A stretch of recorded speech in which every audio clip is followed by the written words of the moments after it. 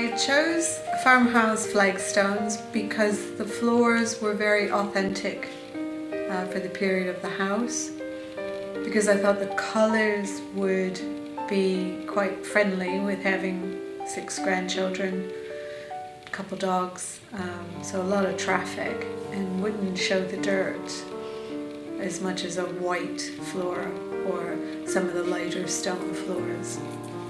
It was also within budget and more practical and cheaper than putting in a wooden floor. When they put the floor down, they were quite professional about it. They had lots of different sizes and colours. They allowed me to show my preference and which colour stones I preferred, and they tried to sort of match as many to that colour as they could. They installed quite a large area of stone fairly quickly, and the stone has now been down just over 19 years, and you would never know it.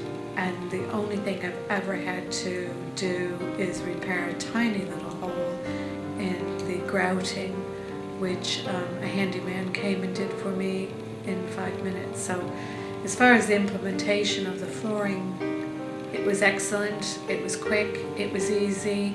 I didn't have to think about it too hard. They did all the complicated patterns.